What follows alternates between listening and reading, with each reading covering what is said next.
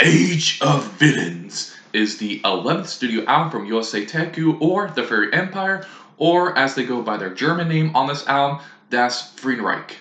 This is 5 years since the band's last album, Shadow Corpse, and is the biggest gap in between their releases since the 7-year gap between Momo no Mori in 1998 and 2005's Stigma. As for our reviews, let's talk about the cover. Remember, this is no bring enjoy my opinion on the music. This is just for fun. And the cover is pretty damn cool. The city in the background looks lively but slightly off. There is this one traffic light that's nearly tipped completely upside down. A sign on the right says order, and the sign on the left says hypocrisy. Ironically, behind the sign faith. Yui herself is changed to a crucifix pose on the broken wall, and a symbol most associated with their tattoo in white paint in the background. Then we have an intro track, the Tristie of Villainy, the 72 Villainous Truths, and one Blasphemy. Some retro-sounding humming, very much like in the 40s. Then we get some whispering behind a soft instrumental, and the way it slightly fuzzes makes it feel like an old recording from the 40s. Second song is Autoscopy, and even the intro cannot prepare for how epic and loud the song starts. The song is loud and bold. There are some pretty good guitar work in the song, and the song has some good sweeps as well as riffs. The drums and the bass are strong as well. Yui's vocals feel a bit rawer on this track, and the horns and the strings work well for the song. This is a fantastic way to start the album.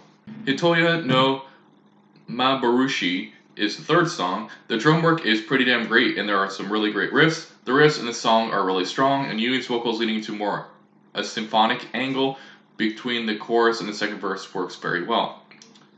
Iron Roads follows that up. The classical intro works well for the main riff.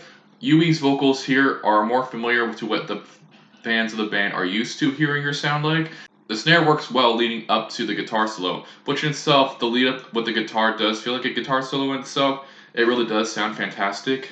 Sixth song is Ransuyu Aeon, and there is a nice bass riff along with the drums in the intro. A great break into the choir before the guitar comes in, and it has a good build-up. The choir in the build-up is really good. The bass slap on this song is so good. The song is more on the poppy side, and the guitar solo is pretty damn good.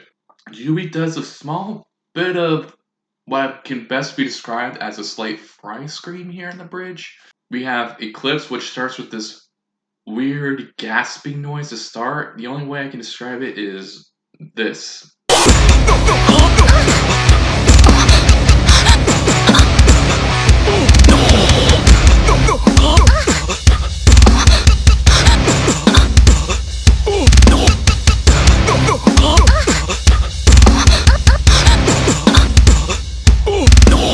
The song has a fun instrumental, and Yui's vocal flow and delivery do help with that, and the way that she elevates her tone in the pre-chorus. I just have a feeling that this song is smutty. I don't know, it could be the gasp route, or it could be the way that Yui carries her performance in this song. I don't know. Hell on Glass follows that up. Spooky intro with the choir and those sharp notes on what I think is a string instrument. The bass riff adds some good weight at the start. Yui's slightly breathy tone does help with the atmosphere on this track, and there's a good guitar solo. Zetsu is track 9.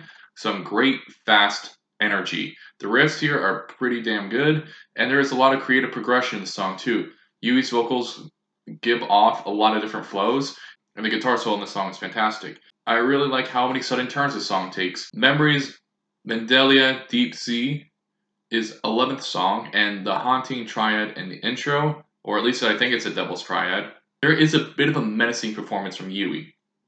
Good guitar solo in the finale of this track. The album closer is So Brizon.